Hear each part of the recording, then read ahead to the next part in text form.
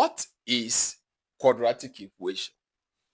Quadratic equation is that form of equation where the highest power of the unknown is 2. And it takes the general form 0. And in this general form, we don't accept a, which is the coefficient of the quadratic term, which has the power to be 2, to be what? 0. Reason behind that, if we allow a is not allowed to be 0. Because if you allow a to be 0, it will reduce this whole quadratic equation to a linear term. Because 0 times x squared is only 0. So we'll be left with the term bx plus c equal to 0, which is actually a linear term. We can actually accept b or c to be 0 in any case. We have several examples of quadratic equation. The first one can be, examples is x squared plus 5x plus 6 equal to 0. X squared plus 5x plus 6 is equals to 0 is an example of a quadratic equation. We can have 2x squared plus 7x plus 3 equal to 0. We can have x squared minus 2x plus 5 is equals to 0. I want you to drop in the comment section any example of quadratic equation you know. You can also support this video by liking, commenting, and sharing for more exciting math tips. So these are some of the examples of quadratic equation. In quadratic equation, we can actually solve for the unknown. So in this particular quadratic equation, a can be seen as the coefficient of what? X. So for the first term here, you can now see that a is the coefficient of x squared, which is what? 1. So for the first term, we say that a is equals to 1. B, which is this b, is the coefficient of just the linear term. So the b is equals to 5 for the second one. Then c is the last term. And c, which is the last term, is equals to 6. So these are the terms, how we get our a, our b, and our c. Okay? So for the second one, our a is 2 because a is the coefficient of x squared. Our b is 7 and our c is actually 3. And in the second term, our a is 1, our b is minus 2, and our c is 5. We have several methods of solving quadratic equation. The first method is factorization method, completing square method, quadratic formula method, graphical method, and so on. All these methods are efficient depending on the task needed to solve. But here we are going to learn how to solve quadratic equation by just factorization method.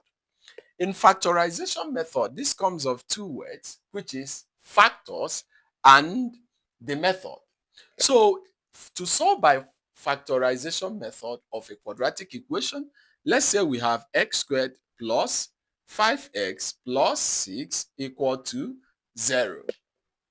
All we need to do here is just to look at the coefficient of x squared, which is the leading coefficient, the a. We observe that the coefficient here is 1. So if the coefficient is 1, we go to the last term and check the factors. We check the factors of 6 that multiplies to get the 6, but adds up to get the middle term 5. Let's check the factors. When we have 1 times 6 is equals to 6, but 1 plus 6 is 7, so 7, which is not a correct factor. We check the next factor. We have 2 times 3 is equals to 6, and 2 plus 3 is equals to 5. If you understand this now, you can now see that the two factors that suits it is that 2 times 3 gives 6, and 2 plus 3 gives 5. So this is a perfect factor. We are going to use that perfect factors, which are 2 and 3, to actually expand the middle term. So all we have to do is that x squared plus, the first factor we have is 2. So we have it as 2x plus, the next factor we have is 3. We have it as 3. x, because 2 plus 3 is also 5. Nothing is actually changed. Then plus 6 is equals to 0.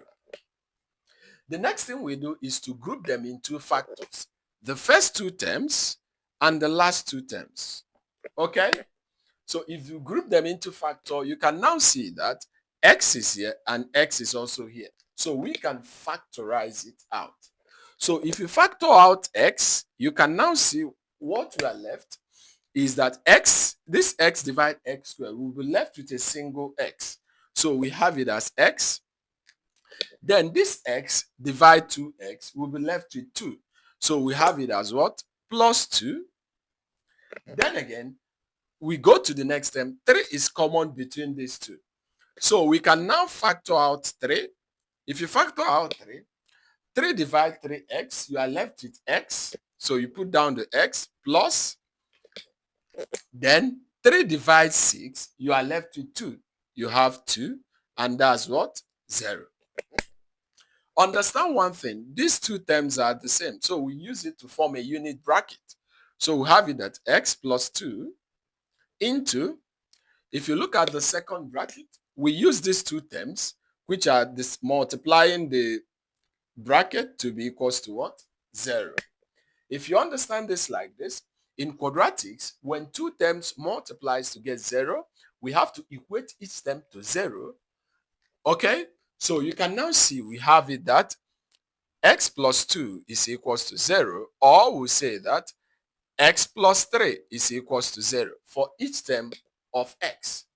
So on this now, you can now see that we subtract 2 from both sides.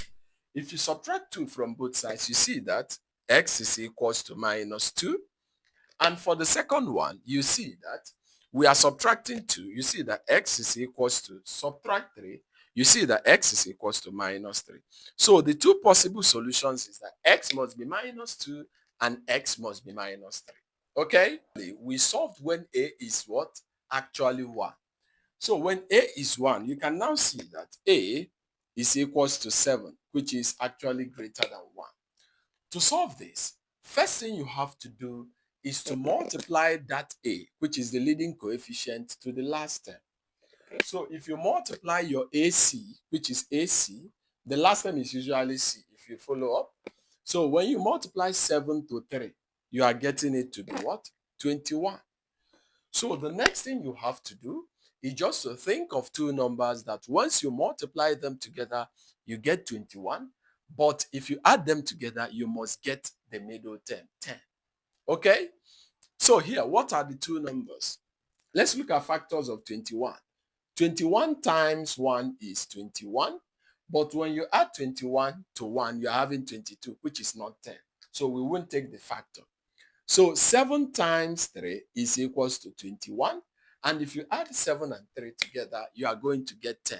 So the factors we are taking is 7 and 3. So we are going to say that 7x squared plus, we are going to take the first factor, 7x. We have it as 7x plus, the second factor is 3. We have it as 3x, then plus the last term, 3, equal to 0. Okay? Then the next thing we have to do here is to group as usual. We group into what? 2 pairs. If you look at the first pair, we are expected to factor out the common term. What is common between 7x and x squared? So let's look at number first. 7 is common between 7x. You factor out 7. Let's look at the variable x squared and x. You can factor out the unit term x. What is left? You are having a term. X will be left here. Then plus, you factor exactly the same thing. So you are going to have 1. Then plus, you factor out the common term between 3x and x. And that's what? 3. So if you factor out 3, you are left with x plus 1. And that's what? 0. If you understand this, you see that x plus 1 and x plus 1 are now the same. So that you can form a bracket, which is x plus 1, which is the common bracket, into, you use the two terms and multiplies the bracket to form the corresponding box. 7x plus 3, and that's equals to 0. In quadratics, when two terms multiplies to get 0, you just have to equate each term to 0. So you have it that x plus 1 is equals to 0. Then all you have to do is to subtract 1 from both sides. You see that x is equals to minus 1. So the first solution is that x is minus 1. Then let's look at the second solution for x. 7x plus 3 is equals to 0. What do you have to do? You first of all subtract 3 from both sides. You just see that 7x is equals to what? Minus 3. For you to get the value of x, you just have to divide by the coefficient of x, which is 7. Since you divide here by 7, you also divide here by 7. What do you understand here is that x, for the first value of x, we have it to be minus 1, minus 1. And the second value of x, we have it to be what? Minus 3 over 7. Minus 3 over 7. So these are the two possible solutions for x. Please like and comment for more exciting math tips like this.